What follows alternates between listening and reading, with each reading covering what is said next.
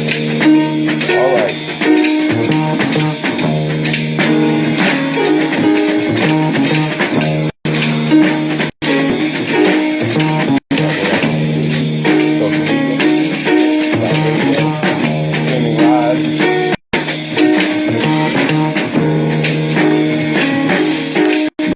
Good evening. It's just about 6 p.m. here in the nation's capital. The name of the show is News Views on every Friday from 6 to 7 p.m.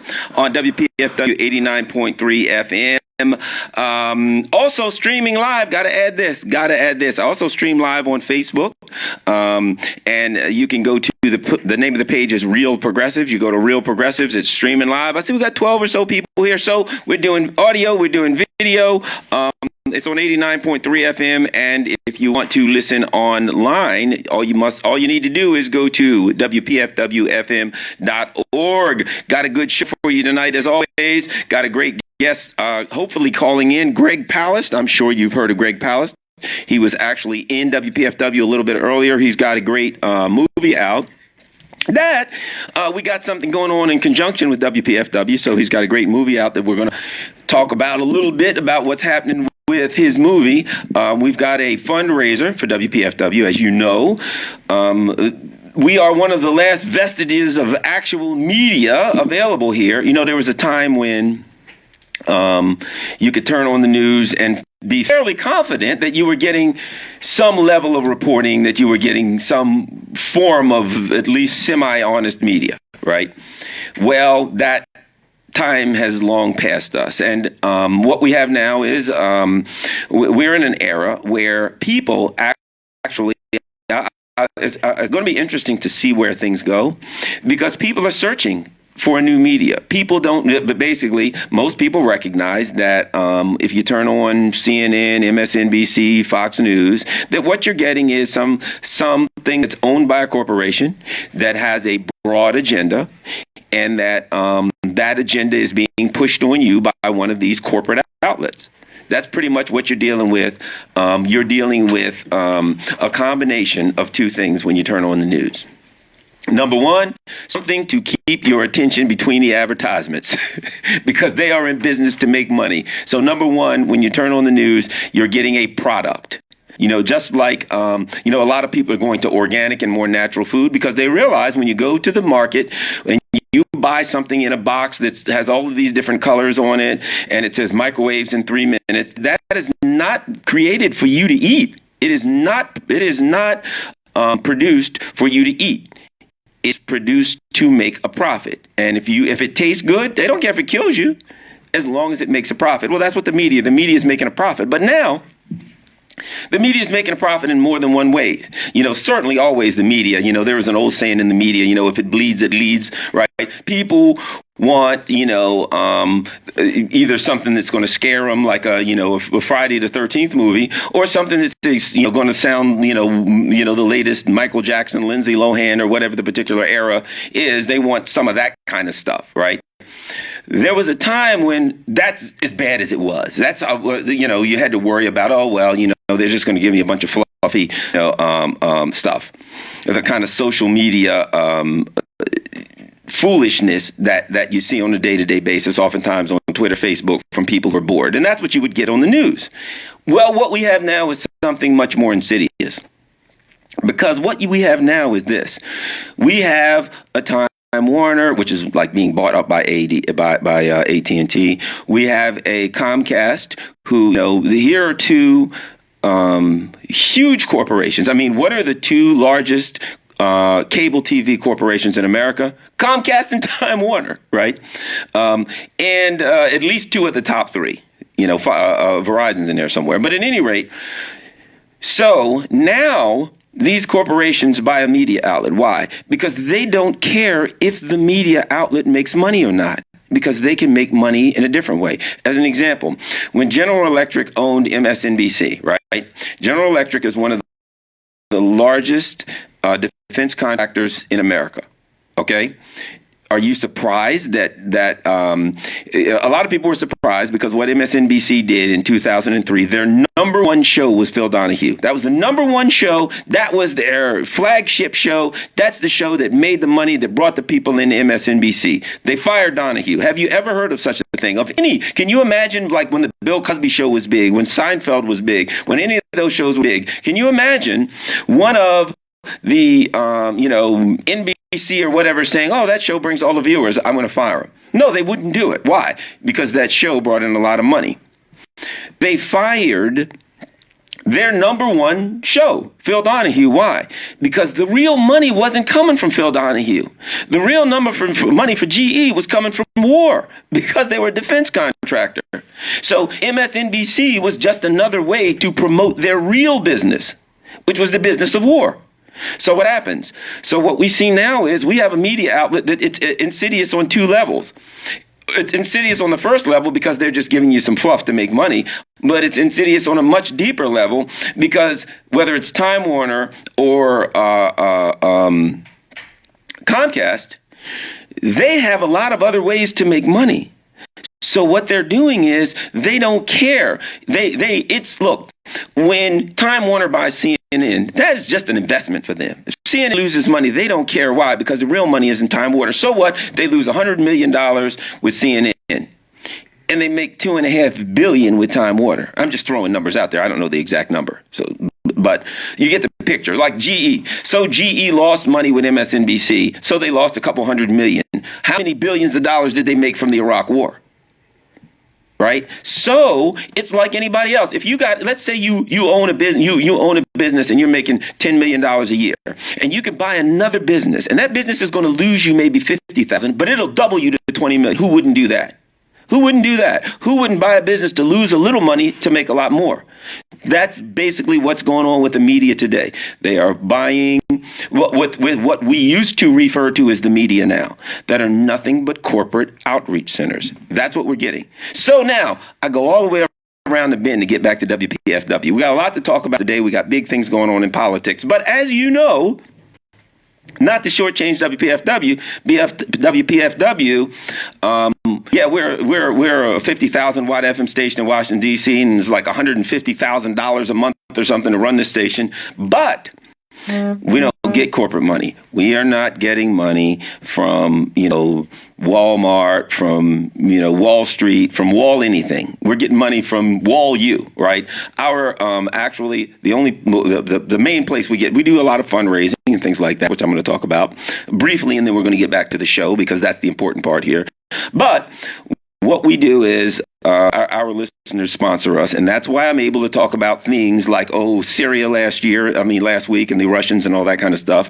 That's why I'm able to talk about that kind of stuff, because we don't have some corporate sponsor in the background saying, hey, you better shut that guy up because we're going to lose money if he keeps running his mouth. We don't have to worry about that. So what we need you to do here at PFW, I will tell you real quick, and then we'll get back to big doings. Oh my gosh, FBI investigations going on. There's lots of stuff happening. And hopefully Greg Palast is out there somewhere running around. He's going to call in. We'll chat with him. Just talked to Greg a few minutes ago. He was actually here in the station. So what's going on? So WPFW needs we need you to help to keep the station on the air. Number one, if you can donate any amount, whatever you can donate. If it's $50, if it's $40, if it's $25, that certainly helps. As we saw with the Bernie campaign and some of the other campaigns we see now, there are people that are able to be successful because instead of getting one big lump of money from millionaires, they have a lot of people, everyday working people, who give them a little bit of money, and that keeps them going. And that's what happens with PFW. So let me give you the number here, 202-588-0893, 202-588-0893. In fact, remember, Bernie did $27 at a time. So if you can do $27, now, of course, if you can do $270, that would be much better. But if you can do $27, that would be great. Just that amount. 202-588-9739. I think I gave you the wrong number. It's 9739, 202-588-9739. We've got people standing by, credit card, whatever. And also, if you're able to, you can do just $10 a month. You can do we want to put on our sustainer program, and they'll just take $10 a month out, and that is a big help. last but not least, I do have a great Martin Luther King Jr. special collection disc that really a bunch of them go every single week. So let me tell you about that, and then we'll get back to the show. It's 8 hours and 40 minutes of Martin Luther King speeches. 8 hours, it's an MP3 disc, 8 hours and 40 minutes of Martin Luther King speeches. And let me give you an example of a couple of them. This is an hour, let's see, this is my favorite one. This is 53 minutes. One of 11, 53 minutes. It's called Domestic Urgencies versus Military Cost. Way back in 1967, Martin Luther King was talking about the issue of where do we spend our money? Do we spend it on poor, starving, homeless, struggling people here, or do we spend it on bombs to drop on somebody? That is a tremendous speech by Martin Luther King, Domestic Urgencies versus Military Costs. So pertinent, so salient to the issues that we're looking at today. On the power of peaceful persuasion, that's a 45-minute talk. America's chief moral dilemma, that's an hour and 13-minute talk. That was 1967. So there's tons of speeches, and here's what I say every week about this, and this is why it's important and why so many people actually get this Martin Luther King Jr. Special Collection disc. Because and you've heard my show, you've heard me say this 100 times, the mainstream media has whitewashed the Martin Luther King legacy. They basically say he was just some kind of, saint that, ran around and said, let my people go, a kind of Moses parting the Red Sea thing going on. That's the clean way that is not threatening to the status quo. What they don't talk about was Martin Luther King was a real revolutionary. Martin Luther King was a true revolutionary. If you remember at the time, they called him a communist, they called him a socialist, they called him all the names like they call like Bernie and people like me, Malcolm X, whatever. They called him all those names. Why? Because he was a social and economic revolutionary. Remember, when he was killed, he was in Memphis working with organized labor. That was unacceptable to them. He was challenging the status quo. And remember, he had started to really challenge the Vietnam War. He had become very, very anti-war. That was unacceptable. So now all you hear is something about, a time when little white kids and black kids can play together. Well, that's not threatening. That's not threatening at all to the status quo. So they can put that out there and they can feel good about themselves and kind of besmirch the legacy of Martin Luther King Jr. by pretending that he was not the social radical revolutionary that he really was. The Martin Luther King Jr. Special Collection MP3 disc. That is 8 hours and 40 minutes long. We're asking $100. A paltry, I can't think of any other words, I don't have a thesaurus here, but a minor amount of money, $100, 8 hours and 40 minutes of Martin Luther King. And besides that, you help keep WPFW on the air. The number is 202-588-9739. That's Greg Palast. Holy moly, Greg Palast is on the air. This is a special. I didn't announce this. And if you didn't know, if you looked online, I didn't have that out there, but Greg Palast is on the air. Once again, 202-588-9739. Greg, how are you? Hey, Garland. Well, I'm on my way to the Angelica Theater at the Union Market for the WPFW event of the year. Holy moly! the premiere of my film, The Best Democracy Money Can Buy, a tale of billionaires and ballot bandits, and so we're having this is the opening show, and then we're having another tonight hosted by Lee Camp. Holy moly! Lee Camp! Lee Camp will be hosting with me for the 7:30 p.m. showing tonight. So 7:30 tonight in Washington, D.C. Greg Palast, Lee Camp, two people who both come on my show now that you've come on, and Lee Camp, holy moly. And so where are you? Where are you going to be? It's going to be at the Angelica Pop-Up Theater. At the Angelica Theater at Union Market. Union Market, which is at Penn Street Southeast, right? Penn Street Southeast. Yeah, yes. So Northeast. Northeast. I'm wrong. So if someone can, you can just go online and look up Union Market in Baltimore.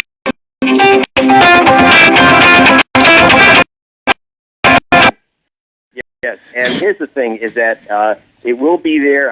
I'll be there tonight with Lee Camp, tomorrow with Tom Hartman. Wow! And Sunday with Dr. Wilmer Leon of WPFW, and hopefully we're gonna have some more of our buds. I hope, Garland, that you can make it out one night. I certainly It's will. gonna be every night, 4:30 and 7 p.m. or 4:30 and 7:30 p.m.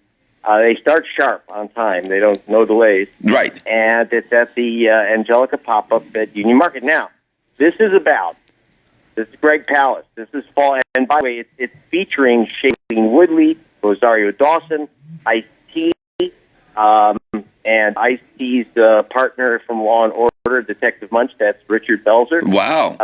Santa Claus. That's actually Ed Asner in a Santa suit. And Willie Nelson playing a stoner musician who lives in a bus. So that wasn't a big stretch. Wow. Stretch for him. But it may sound... So it's basically a nonfiction. It's basically a documentary, technically, but it's with all these crazy stars, tons of cartoons and animation. It's a very funny film on the complete destruction of our democracy and racial apartheid in voting. Wow. A very funny subject, kinda. Well, The you idea know, is that you'll laugh until you're sick. You will laugh until you're sick. That's wow. the idea. So Greg Palast is on the line. The name of his movie, The Best Democracy Money Can Buy, A Tale of Billionaires and Ballot Bandits, here in Washington, D.C., 4:30 and 7 p.m. It's going to be tonight. It's going to be all through next week. But tonight, tonight, 7:30 tonight, right, Greg?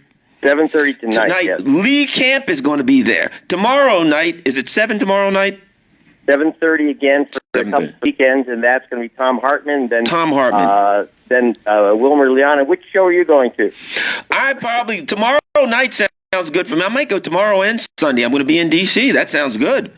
Okay, and make sure that you'll be up there because we'll answer questions, and Garland, you'll join me in answering questions after you see it about, basically when Trump says that the election is rigged, he should know because his buddies are rigging it. And you're what right they're about doing that. is they have a scheme, and you'll see me in my investigation for Rolling Stone with with the cartoon characters from Who Framed Roger Rabbit and the detectives from Law and Order and the rest of the gang. We'll be on the hunt for how they're going to do it. But the reality is, for all the laughter in the end, the reality is that we're talking about 1 million voters of color getting shafted out of their vote. And the gimmick, it's just an insane gimmick. It's called interstate cross-check, because when Trump says the election's rigged, people aren't listening to the second part of his statement. He says, because people are voting many, many times. Now, here's the thing. You vote more than once in America. You go with the slammer. Exactly. 5 years. Now, they have a blacklist. And when I say blacklist, they mean black. And the blacklist of 7, are you ready? 7 million names. They're saying 3 million people voted twice. Now, who are these people? Well, Jesse Jackson Sr. and Jesse Jackson Jr., James Brown Sr., James Brown Jr. Yes. Maria Isabel Hernandez is supposed to be the same voter as Maria Cristina Hernandez. Right. And by the way, I go meet Maria Hernandez, and she admits that that she's voted twice under all these different middle names, and and she says that's why we Latinos pick common names when we're born, so we can get around the voting laws. It's actually Rosario Dawson putting me on. Right. But it's a funny scene, but it's funny serious. Well, if we remember, if you remember the voter purge from Florida in 2000, there were people that they just if the name was close, if the Social Security was close, didn't matter if they didn't match, they just purged them. That's right. Yeah. Well, I know that because I'm the reporter that broke that story for BBC. And by the way, it's in the film because you have to know a little of the history of how they do this lynching by laptop of black voters. And I use that term very carefully. But the way I did it in the film, because I don't want you to go see my old BBC story, because that would put me to sleep. Right. The way we do the story of Katherine Harris and Jeb Bush knocking off black voters is as a Saturday morning cartoon. I got the guy who drew Who Framed Roger Rabbit, and he made up a cartoon for us. That's of the dynamic duo of Jeb and Catherine going after the bad guys. So once again, it's very funny. It's crazy animation, but in the end, it's one of the things that will make you laugh until you feel sick about it because it's sick. And this is what they're doing. Again, we have Greg Palast on talking about his movie, The Best Democracy Money Can Buy, a tale of billionaires and ballots. That's going to be at the Angelica Theater. It's going to be running all week, but this weekend, and I'll be there tomorrow. I'll be at the 7 p.m. You're going to be at the 7 p.m. show, Greg? Yeah, of course. If you're there, I'm there, and so are the coolest people, and so is Tom Hartman. And here's the thing, and I love some of our other PFW hosts to be there, and I understand if you just simply can't make it to the theater, right. And I think you should, because it's going to be an event. It's going to be fun to talk afterwards. You know, we've arranged to have some time afterwards at the theater. When we do that, we're going to have this time. But if you really can't, you can make a donation. WPFW. We are in Fund Drive, by the way. Yes, we are. You can get the DVD. You can get the film to watch at home. And just get popcorn on your own rug by calling 202-588-WPFW. Do I have that right? It does, yes, 9739, 202-588-9739. And they can get the best democracy money can buy. And what are we asking for a donation? It's $89.30. I wonder how they came up with that number. Yeah, that's pretty perplexing, yeah. And by the way, if you want to get the book that goes with it, The Best Democracy Money Can Buy, A Tale of Billionaires and Ballot Bandits, that's the sequel to my big bestseller. That rounded up to $150, and you get the book and the DVD. But I'd like you to come out to the Angelica. Definitely. And then get the DVD and share it with people. Can I tell you, people dug the film so much. Every single showing we've had has been a standing ovation. We had, and this Angelica's small, so guys, make sure you get there in 6, because the last showing I did in San Francisco was at the Grand Lakes. We had 1,000 people. Wow. 1,000 people. Well, I'll be there tomorrow. I will sure be there tomorrow at 7 with you to hang out with you and Tom Hartman, and we're going to have a great time. And we know we're going to be, boys, Saturday night it's going to be filled up, and a third, if I'm not mistaken, I think a third of the proceeds go to WPFW, right? Yep, that is correct. And here I am at the theater, so I got to run in. Last question for my friends who are way out all over the country. I got a lot of people in Real Progressives, and they want to get it. How can they get it if they're way out somewhere? 2 ways: just download it from Amazon or get Amazon, or go to greghouse.com and find out when it will be playing in your city. Got to get off. Peace. Recording. Thank you. WPFW. Bye. Fantastic. Now, how great is that? How fantastic is that? This is HO. We've had Lee Camp is there tonight with Greg Palast. We've had Lee on the show. Lee is fantastic. He's brilliant. You know him from RT. Oh my gosh, the evil RT. Right? You remember last week's show? At the end of the show, I was reporting on WikiLeaks. I had a guy that called in and told me that I sounded like, I'm sure my regular listeners know. He called me and said, "You sound like Vladimir Putin. Sounds like your show was written in Moscow." I thought it was kind of funny. And basically, I thanked the guy for listening. I mean, I thought that was pretty hilarious. But at any rate, that's that. We got a lot going on. Remember, 202-588-9739. So let's get back to the election. And one of the things I want to talk about, the big issue, one of the big issues in the election. And we go all around. One of the big issues is money. And that's the big issue. Money. You know, if we look at, and that's what it's all about. If we look at Trump, what's Trump say? I'm a billionaire. I make a lot of what? Money. I'm successful because I make a lot of what? Money. If we look at Hillary Clinton, what are the big controversial issues, right? When it comes to the Clinton Foundation, the last thing that came out was that the people in the Clinton Foundation were basically soliciting money. They were coming in. They're saying, look, give money to the Clinton Foundation. It's nonprofit. At the same time, they were asking people to give money to Bill and Hillary to pay them millions independently. So someone's soliciting money for the nonprofit and soliciting millions for Bill and Hillary at the same time. And that came out in the WikiLeaks email. So this thing is about money. And what's everybody else talking about? What have we been talking about? Money in politics, right? Money's taking over politics. McCutcheon versus FEC, the two big Supreme Court cases. Citizens United, McCutcheon versus FEC. Everybody knows about Citizens United. Most people don't know about McCutcheon. You might want to look it up. It's as important, if not more important. But the bottom line is, what did they find? They found that money basically equals speech, right? They decided you can't stop someone from giving lots of money to a politician or whoever, because money is the same as speech, which of course means if money equals speech, whoever has the most money has the most speech, right? It's just natural. If money and speech are the same, if I got $1 billion, I got 1 billion times more speech than you do, more than the guy that has one or none, right? So the issue is money. And we talk about it. And so I just want to philosophize a little bit about money and some of my thoughts on money, and we'll go into that. I'm going to start by telling a story, because we all talk about money as though money's real, money's something. To me, money is an abstraction. And let me tell you a little story about money, an apocryphal story, right? That this is kind of the way I see what money really is, and then why the discussion is about money, but the discussion is not really about money. The discussion is about how our culture views money. Here's what I mean. And I'll tell you this story, but here's what I mean.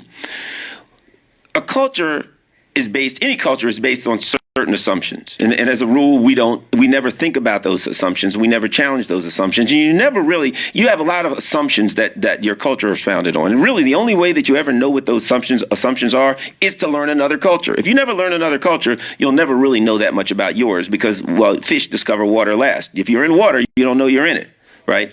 So when we talk about assumptions, we don't know what the assumptions are. So when Donald Trump says, hey, look at me, I've made a lot of money, and people say he's successful, why? Because in America, we equate money with success, right? Why? Because we equate things with success. We see Trump with the big plane, we see him with the big Trump copter, and what do we think? Conspicuous consumption of goods equals success. Well, how do you know this guy's rich? Well, because the guy has a Rolls Royce and things. In fact, if you see someone who's wealthy, every now and then it'll come out that there was some guy that was wealthy and lived in a little neighborhood in a little old normal house, and people will say, well, that guy was crazy. The guy lived in a little teeny house and he was worth millions and millions of dollars. Who would do that? Why? Because we assume success equals conspicuous consumption of goods. You got a lot of money, you got to have a Rolls Royce and some other things. Otherwise, you're not successful. The person who enjoys poetry, enjoys art, and doing what they do for a living, and they love it, and they're having fun, and they never work a day in their life because they're doing what they like to do. They don't make much money. That person in American culture, in the American underlying assumptions, wouldn't be successful. Although they would be happy, and the person who had all the money might be miserable because they're working a lot of hours. In the American culture, that's not success. We have a kind of really screwed up way of success. So it's all about money, money, money. And let me tell you why.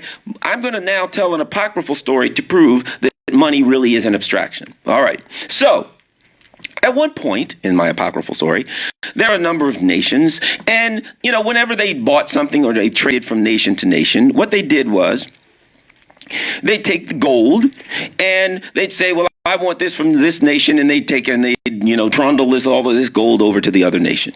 And so then this nation needed to buy something from that nation, so they'd give them, a truckload of gold. So they all decided, this is a lot of work. Let's do this. So they found this nice island in the Caribbean, and they built this big underground vault, and all of them put their gold in the vault. And they had some guy working there, and they would call him and they'd say, hey, we're buying something from that nation. He'd go over to one vault and he'd take the gold from this country and he'd trundle it over to the vault for the other country. So it worked, and then he'd write it down on the paper. So it worked perfectly. They didn't have to move the gold anymore. They'd call over there to the big vault, and they'd say, I'm buying $20 billion worth of stuff from the other country. He'd go get $20 billion worth of gold, and he'd move it over to their little locker, piece of cake. So at some point, the leaders of the country decided they were going to take their families and they're going to go visit the island. So they visit the island. And they talk to the guy, and they're having lots of fun, and the weather's good. So one day, the kids say, hey, Dad, we'd like to see the gold. And they went over to their little manager and they said, look, the kids want to see the gold. Can we see the gold? And he said, oh, no, they wouldn't. It's just ridiculous. It's just plain old gold. Why would they want us to forget that? They said, well, no, the kids really want to see the gold. He's just, it's ridiculous. It's musty down there. It's moldy, dangerous. You don't want to bring the kids down in the vault with all that gold. So they said, no, the kids want the gold. So this went back and forth. And finally, the guy said, look, I got to tell you the truth. About 5 years ago, there was a gigantic subterranean earthquake and it swallowed up all the gold. There is no gold. He said, but all of the books are just fine. And everybody, I've been writing down the numbers, and the numbers are great, and nobody knows there is no gold but you guys. And they all got together. They said, well, when we go back, we're not going to tell anybody there's no gold. And everything worked fine. What does that mean? That means that the money really was what? It was an accounting. The only thing money was what the guy was writing down on a piece of paper. It was a transfer of information. The gold was a fraud. The gold was representative. The gold was an abstract. So money is abstract. It's not real. You know, money is to wealth what words would be to the real world. You know, if you say deer, the deer is not what you're looking. If you see a deer and you use the word deer, the deer is not what you're looking at. The deer is a sound that describes what you're looking at. And that's what money is. Money represents something. It is an abstraction. It's not real. And we act as though it's real. Let me give you another example. The Depression, right? 1929. Everything's going fine. Factories are blaring along. Fields of corn and all these things are going, and the economy's going strong. And one day, somebody makes a phone call and says, hey, man, everything's falling to pieces. The next day, everybody was starving. The factories didn't shut down that night. All of the stuff in the fields didn't die. Everything in the physical world was exactly the same. But because of the abstraction of money, the next day, everybody thought they were broke. And because they all thought they were broke, with everything the same in the physical world, not one thing changed in the physical world. But people got afraid. They rushed the banks. Because they thought that they were broke, they rushed the banks and they did all of these things to make themselves broke. But it wasn't even real. So now what we're looking at is turning an abstraction into reality. So now what do we do? What does money represent today? So how do I get there, get to there today, right? What does money represent today to me, and why is it important in the election, and why should we think about it? In the primaries, there was a discussion about healthcare. There was a discussion about student loans, paying student loans. There was a free college, and there was a question about, can we afford it, right? Bernie was like, oh boy, people should have free college, people should have this and that. And the other side was like, we can't afford that. We don't have the money. Where's the money going to come from? Right? Now, keep in mind, I just demonstrated that money doesn't come from anywhere. It's an abstraction. It's an accounting. It doesn't come from somewhere. You know where it comes from? The mint. We print it. It is an abstraction. At one point, there was gold, and you still have people saying we should go back to the gold standard. Well, that would be absurd. You know why? Why was gold... why was everything based on the gold standard? Because gold was a fairly consistent. It was a consistent way. It kept a fairly consistent value, right? Now, think about it. If we've got gold, we got X amount of gold, and that's how much money we have. What happens if somebody discovers a new gold mine tomorrow with 5 times as much gold as the world has ever seen? And our money is based on the gold standard. All of the money becomes valueless. What if somebody opens a new gold mine tomorrow and there's 5 times as much gold as there was in the world, and that money is based on the gold standard? All of a sudden, the value of the money drops by 5-fold simply because a gold mine opened. So the people that are saying we need to go back to the gold standard are clueless about the gold standard and how that works. I get back to the election today. And someone put down, that's brilliant, money, it's as real as fear. So let's get back to this. Can we afford it? And what does money represent? Okay. In our society, in our culture, I had a professor once that said, how do you spell, it was great. He said, how do you spell commitment? M-O-N-E-Y, right? If you want to know where people are committed, if you want to know how committed they are, see where they spend their money. If somebody says, you got a project there, and man, that's a great project, and I'm behind it. I'm with you on that project. Really? Are you willing to, commit some money to it? No, they ain't behind you on the project. Somebody says, I really believe your project's going to work and I want in. Really? Are you going to give me some, you're going to, throw some, I'm putting 10,000 in. You're going to put in some money? No, they don't believe in your project. If they believed in your project that much, they'd put money in it. Commitment is spelled M-O-N-E-Y. That's how we show where our commitment is. Let me ask you a question. Today, where is America's commitment? 57, at least, at minimum, 57% of our budget goes to the military. I don't care what anybody tells you. Where is our commitment? Our commitment is in war. What do we spend money? And see, here's the other thing people don't think about. And this is important too, and why our commitment to violence and war affects the country in so many ways. So we spend all of this money on war, which means there's this giant military-industrial complex, right? That doesn't just soak up money from the government. What else does it soak up? It soaks up brain power. People come out of MIT. People come out of Harvard. People come out of RIT. People come out of all of these Stanford and all of these universities, right? People come out of Howard. People come out of Spelman. People come out of small universities. But brilliant people come out of universities, right? Who could be coming up with new ways for solar energy, could be coming up with new ways for health, could coming up with new ways to actually make our lives better. But that ain't happening. Why? Because the money is in death. The money is in the military-industrial complex. This giant military-industrial complex is not just soaking up our money, it's soaking up the brain power of this country. It's soaking up the best and the brightest. Why? Because if you want to do something healthy for people, you can't afford to pay them the kind of money that Lockheed Martin can pay them. You can't afford to pay them the kind of money that General Dynamics can pay them. Why? Because it's coming out of our pockets. Because that unlimited fund, they get $1 billion just to work on some research for the wing of a new fighter. They can throw that money away buying 10 cigars. And if you're trying to make something that's healthy for people, you got to scrape every dime you can get together to get some investors to do it. So the military-industrial complex, because it's such a deep part and it's taking up such a huge part of we only see the dollars, because in America, that's all we talk about is money, because that's the foundation of our culture is the belief of the abstraction of money. We talk about the dollars, but we don't talk about the other things that it's draining, the other important things that the military-industrial complex is draining. It's draining. You could also argue that it's creating a moral dysfunction. We could go on there and there, because you've got people who are now, because of the propaganda, believe, boy, we've got to get the next humanitarian war. You ever notice wars are always humanitarian? We're always going to save somebody by bombing them. We went to Iraq to free the Iraqi people. But have you seen, there's a propaganda picture in Syria now of this little 4 or 5 year old kid, and he's all full of whatever, he's kind of bloody looking, and he's pretty pitiful, and he's in a chair, and now showing you that, you know what they're doing? They're prepping you for a humanitarian war to save this poor little child in Syria, and of course, a humanitarian war where we bomb the living daylights out of everybody. And that's the way that propaganda works. And what happens? Money, no matter what, transfers into the hands of the military-industrial complex. Look, it's a fraud. If people say we're giving money to, as example, we're giving billions of dollars to Israel, or we're giving billions of dollars to, say, Egypt, right? We ain't giving no money to Israel, and we ain't giving no money to Egypt. Don't fool yourself. We're not giving a penny to Egypt. You know what's happening with that money? We're giving Egypt F-16 fighters, F-18 fighters, F-20. We're giving them bombs. We're giving them military hardware. That military hardware ain't built in Egypt.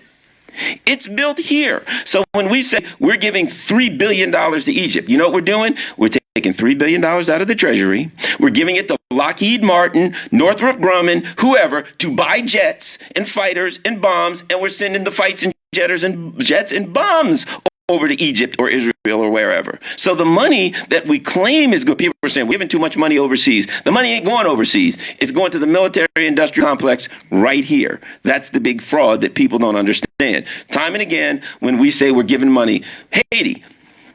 Did you see, if you look up what happened in Haiti with the Clinton Foundation, what happened in Haiti with the Red Cross, they had all of these things, and they said, oh, these poor black folks in Haiti. Right? All this money came in, $1 billion came in, to the Clinton Foundation and the Red Cross. You know what they did? They called in their cronies from America, and they gave them contracts to build things, and they didn't build anything. They kept the money. The money that's alleged going overseas in America never crosses the border, never leaves the shores of America. It always stays here. And why? Because we believe, the fraud that money is actually real, that it's something. When you understand that money is an abstraction, you understand that they're playing a shell game with you. You know, card Monte. There used to be in New York, they'd have hustlers on the street, and they'd have like these 3 shells, and they'd put the ball under one of the shells, and they'd move them around, and you had to pick them up. That's all they're doing. It's a shell game. And guess what? The ball's not under. Most of the time, it wasn't under any of the shells. It was in his hand. That's the deal on money. It's not real. And so let me tell you what is real. While the money isn't real, what is real is our cultural perspectives. What is real is our decisions of where we're going to spend the money. You know, look, let's just say right now, think about this. You're a person, you have a family, you have some kids, and the kids say, I want to go to college. And you say, well, you know, so there's a man, you know, Mr. and Mrs. America, right? She's there, they're making a decision. The kids want to go to college. What do you want to do? Nah, we can't send the kids to college. Why? Because I want to buy some new M16s. I want to buy a 380, a semi-automatic. I want to buy, some new gun belts. I want to buy an AR-15. So the kids can't go to college. I got to buy guns. How much sense would that make? What would you say about a family who had kids who were brilliant kids who were dying to go to college, straight A's, ready to go to college, and the parents said, I'm not sending them kids to college, man, we're buying guns. And you said, but nobody's threatening you. You already got more guns than anybody in the community. Yeah, but you never know, somebody could. But you got a basement full of guns. You got bazookas. You got everybody in the community is scared to death of you because you have all these guns. Send the kids to college. I can't afford to send the kids to college. Why? Because I got to buy more guns. It's what I do. That, my friend, is America. We are turning into North Korea. North Korea. Look, what do you know about North Korea? They've got this gigantic army, and the people are starving in their teeth, and their teeth are falling out. Because they have scurvy, malnutrition, no vitamin C, right? But they got a big army. Isn't that what America's turning out to when like 40% of the people are living below the poverty line and we've got, quote, the greatest military in the world, if there's such thing as a great military? To me, the greatest military in the world will be the one that's never used. But we are a family who spends all our money on guns. And here's what's showing, not just externally.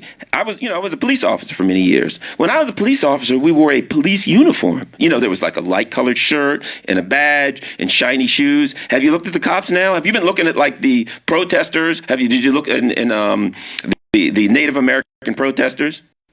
Have you been looking at what happened in Ferguson, Baltimore, etc.? Those aren't police officers. Not like when I was a police officer. They look like the 82nd Airborne. No, excuse me, the 82nd Airborne of the past had nowhere near the amount of military hardware that these people have. They look like they're about to land on, they look like they're about to, land on the French shores and try to root the Germans out. That's what we're dealing with, and that's where our money goes. And in reality, if we say what is money, since it's an abstraction, to me, here's an example. Can you imagine when we say we don't have any money? Can you imagine, since money really is an abstraction, can you imagine if some people were building a house and they're all the carpenters and the carpenters were there and you walked up and you said, how come you guys aren't working? And they said, we're out of inches.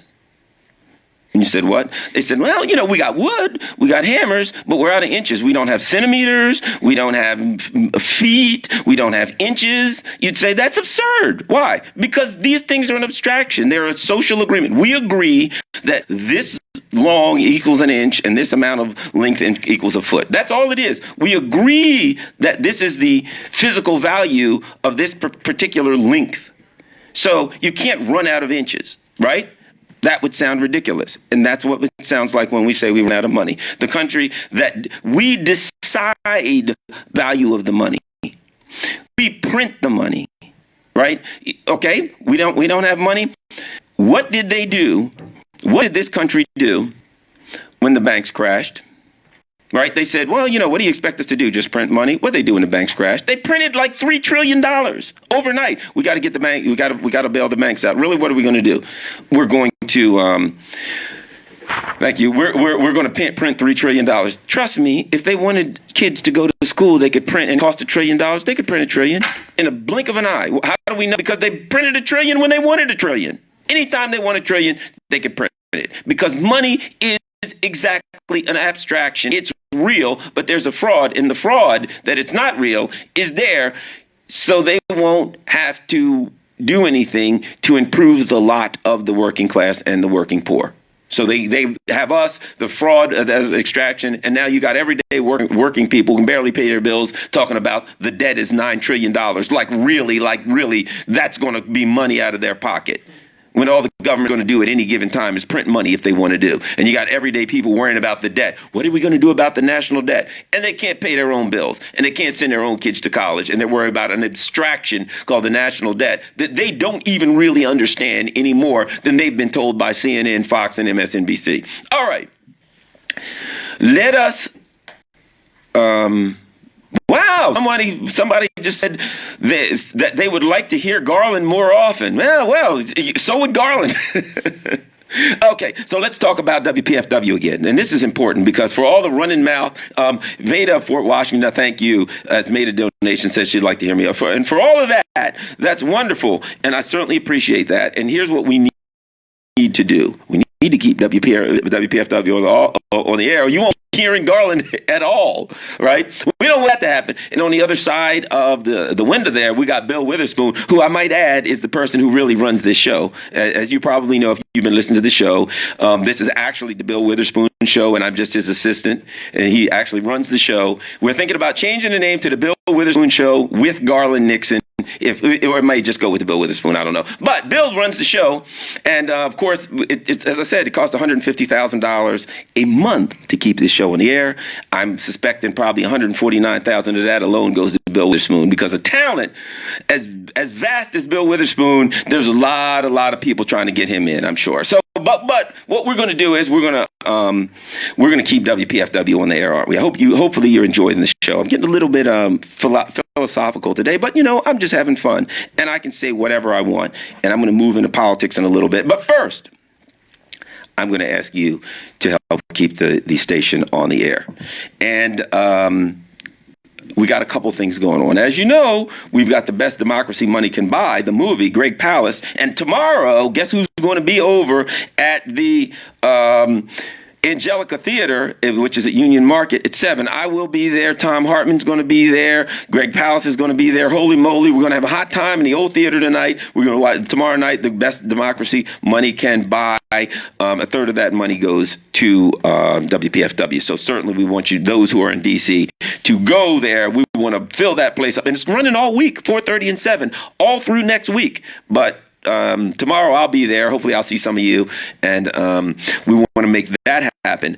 Also, you can call WPFW at 202-588-9739. That's 202-588-9739 for just $89.30. You can get The Best Democracy Money Can Buy. Of course, there's a markup on that, of course, because this is what Greg's doing for us to help keep WPFW on the air. Greg Palast thinks a lot of WPFW, and he's actually working with He actually came to Washington, D.C.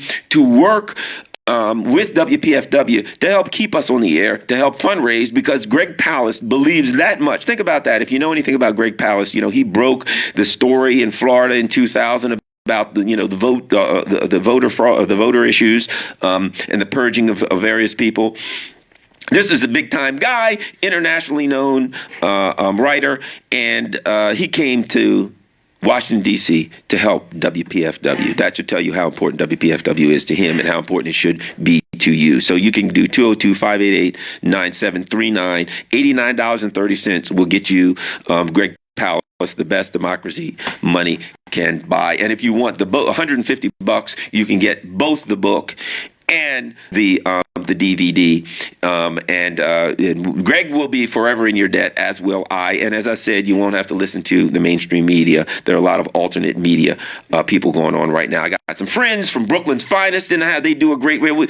Tell me about your radio shows. Where online? Yeah. They do an online show, radio show. RadioVPS.com. Yep, RadioVPS.com, Brooklyn's Finest. They're in here, and I brought them in here because I think the world of them. They're doing good work, and I want to see people continue to expand the online news, the online media outlets, because let's face it, what we're getting from the mainstream just ain't getting the job done. And there's a lot of young talent out there. Okay. 202-588-9739. And again, here's what I'm talking about. The Martin Luther King Jr. Special Collection MP3 disc. You know, that's my favorite. $100, 202-588-9739. 8 hours and 40 minutes. That's 8 hours and 40 minutes of Martin Luther King. There's 11 different speeches on here. They're like, one of them's 53 minutes, 35 minutes, 45 minutes, 79 minutes, 62 minutes. This is Martin Luther King speeches. Real stuff. So $100 is 8 hours to get you the special collection, Pacifica Special Collection, Martin Luther King MP3 disc, 202-588-9739. And if you can't do either of those, if you just got $20, hey, we'll take it. Every little bit help keeps us on the air. 202-588-9739. Now, let's talk a little bit. We got a few minutes left. Well, very few minutes left.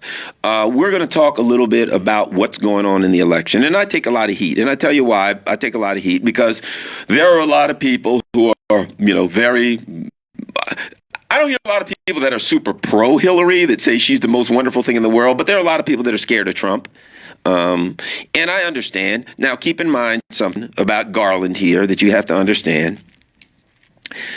I'd never operate from a paradigm of fear.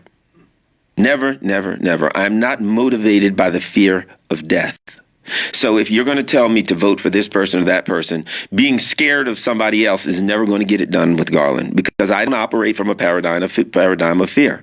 One of these days, I'm a goner anyway. It's going to be, I might walk out in the station and Bill Witherspoon might have a banana peel, just finished eating a banana, and throw a banana peel on the station floor. I might slip on that. It could be all over for me. So I'm not worried about the fear of death. So I'm going to say what I got to say, number one. And number two, whoever is president, look, we made it through George Bush. George Bush, for goodness sake. Think about that. This guy has the IQ of lettuce. So am I really scared of Trump or Hillary or whoever? It is what it is. What's going to happen is going to happen. So in reality, all I do is say what I think. I say what I believe. There are people who say, well, Garland, you need to hold back. When you're blasting Hillary, when you're blasting Trump, whoever, right? You shouldn't blast Hillary because Trump could win. Let me tell you this much. If Garland Nixon in Washington, D.C. is the only thing between Hillary Clinton and losing, she's in big trouble. Okay, she's already done. If I'm the guy that's going to turn the tide for her, she's in a world of hurt right now. So I got to say what I believe. That's the bottom line. I mean, that's it. So I'm always going to do that. My opinion, and I've said this a while back. So let me give you, for those of you who have not heard my predictions, and let me tell you what I think and why. So you ask Garland Nixon, who do you think's going to win? A lot of people don't like it, but I think Donald Trump's going to win. I'm not happy about Donald Trump winning. Wouldn't be happy about Hillary winning. I don't like either one of them. But if you ask me, who do I think is going to win? I think Donald Trump is going to win. There's something else happened here today. So now, and keep in mind, I was one of the people beforehand. I was one of the people before the convention that said, look, okay, I'm a big Bernie person, but look, the rules are the rules. The convention was open. They could have nominated anybody. And my position was, you can nominate Bernie, you can nominate Elizabeth Warren, you can nominate Joe Biden, put somebody in there. But my opinion was, I don't want Trump to be president. And Hillary is like the only person that we have that could lose to Trump. Bill Witherspoon could beat Trump. We ran Bill Witherspoon right now. He beats Trump by 8 points, guaranteed. He takes Florida, he takes Ohio, he takes Pennsylvania. It's over. Hillary, not so much. And so now what's happened today is another revelation has come out that they were looking into Anthony Weiner's phone. I'm not going to do any puns there, but they were looking into Anthony Weiner's phone for possibly sending pornography or something to children, which, look, Anthony Weiner sends pornography to so many people. He was bound to hit children. I mean, if you send pornography to like 100 million people, one of them is bound to be underage. So, yeah, it's got to be a hit for her, or older Anthony Weiner sooner or later, because that guy's, nutty fruitcake. But at any rate, so in there, they found some more emails relevant to the FBI email thing. And now the FBI, 11 days before the election, they're investigating something to do with the FBI email thing again, scandal again. That is not a good situation for the Democratic Party, let me tell you. And the Democratic Party brought it on themselves because they had Joe Biden, they had Bernie, they had Elizabeth Warren. They could have nominated any of those. You know what? None of them have like skeletons in their closet like that. None of them have those kinds of things to worry about. Me, personally, I would have preferred Bernie, but even then, I don't think I wouldn't vote for Joe Biden. Yes, I would, or Elizabeth Warren. I'd vote for them. Let me put it like this. A lot of people, if you just want to win, would vote for any of them.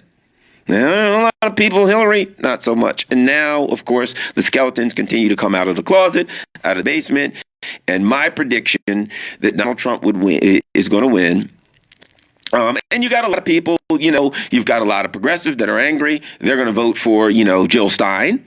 You've got other people who are going to vote for Gary Johnson. You got people who are going to write in Bernie. You got people who are going to vote for the ghost of Abraham. I mean, people are voting for everybody, but not so much Hillary. And now the closet's open and ragged skeletons of emails are falling out again. And those of us who predicted this probably ain't a good idea are sitting here saying we're not happy about saying I told you so again. I'm not happy to say I told you so. Don't think for 1 second that I'm sitting around cheering, oh, hooray, Donald Trump's going to be president.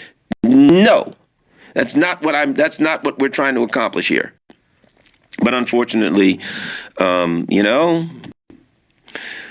the parties has dug a hole, and wherever the chips fall, they're going to fall. But wherever they fall, WPFW still has to be on the air. In fact, if Hillary wins, we got to be on the air, and if Trump wins, guess what? We still got to be on the air.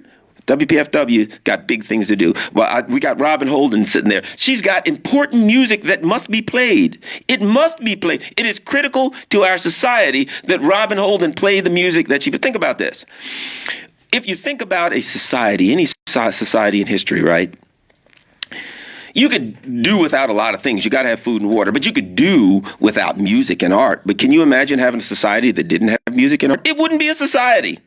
It would be, like a primitive clan of people running around beating each other over the head. Even they had music. They sung and howled at the moon at night. So it's important that WPFW stay on the air, isn't it? And it's important that you help keep WPFW on the air. And here's how you're going to do it. You're going to call 202-588-9739. That's 202-588-9739. There's a number of things you can do. If you can just afford $25 or $27, call 202-588-9739, and what you can afford will help keep us on the air. If you can, we got Greg Palast, the best democracy money can buy. $89.30 will get you the DVD. $150 would get you both the DVD and the book. Or one of my favorites, Martin Luther King Jr. Special Collection MP3 disc. 8 hours and 40 minutes of Martin Luther King. That's pretty unbelievable. $100 contribution where asking 202-588-9739. If you want to get in touch with me, Garland Nixon on Facebook, at Garland Nixon on Twitter, and at Garland.Nixon on Instagram. My email is garlandn@gmail.com. Thank you very much. Bill Witherspoon, he's doing his thing. WPFW, we're doing our thing. 202-588-9739. Robin Holden is next, playing very important music. Don't change that dial.